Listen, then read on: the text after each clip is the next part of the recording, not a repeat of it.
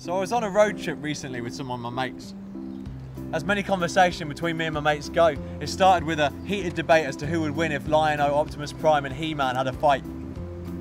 One of my mates said Lion-O, so we stopped on the A-road and let him out to walk home alone and think about what he just said. The conversation then turned on to more serious matters. One of my mates asked me, why do you believe in God if there's no proof?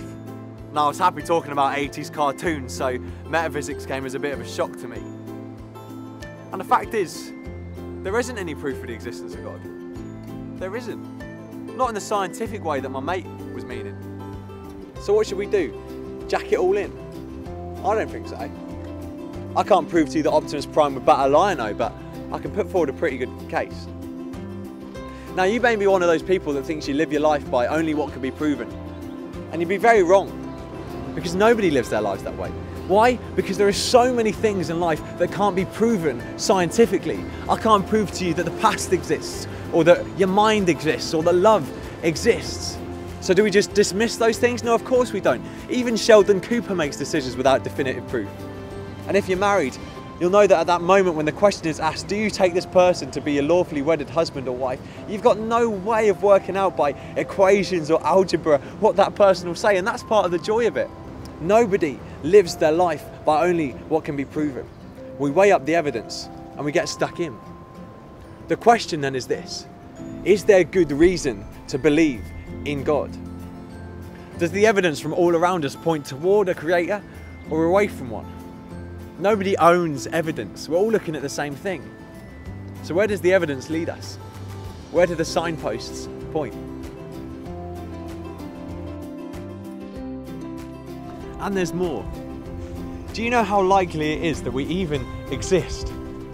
The chances of a life-permitting universe are in the high billions.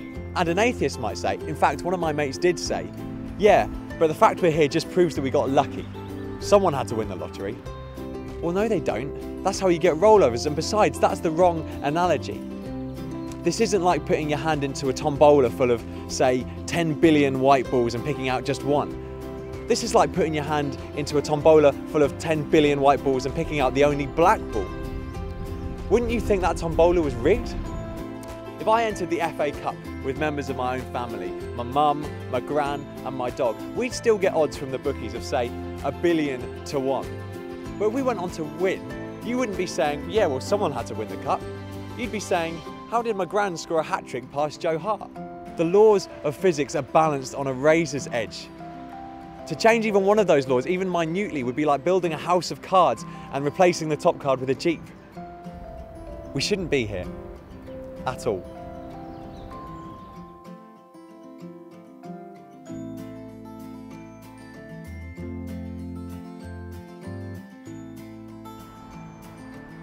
We've known since the Big Bang was discovered that the universe had a beginning. And that leaves us with two possibilities. Either the universe created itself out of nothing, or it was created by something outside of itself, and that something would have to be immaterial, timeless, and immensely powerful. Now we know from the Sound of Music that nothing comes from nothing. Nothing ever could. Julie Andrews taught us that, and she's practically perfect in every way. But we have no evidence in life that something can come out of nothing. As I stand here now, I'm not worried that a Shire horse will have appeared spontaneously in my living room and it'll be there when I get in, lounging around being really sarcastic and sky-plussing over Homeland with Black Beauty. And the atheist might say, well, who created this creator? Who designed the designer? Who made God? But the answer's really simple. Nobody. Christians don't believe in a made God. The biblical view isn't that God was created, but that he's always been eternal. And besides, for one thing to be the best explanation of another thing, we don't need an explanation of that original something. If I went to Wetherspoons for a full English, for the chef to be the best explanation of the cooked meat, I don't need to check his family history or guarantee his ancestry. When the waitress dumps the plate in front of me, I don't exclaim, well, who created the chef? That sort of behaviour doesn't go down too well in Wetherspoons.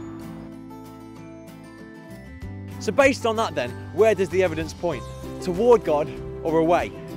Now we're not at the virgin birth or sin or the question of abortion, but does the evidence of the universe suggest that there is nothing? Was the universe created by someone or something with purpose in mind? Or did it create itself out of nothing against really suspicious odds? What's more rational to believe?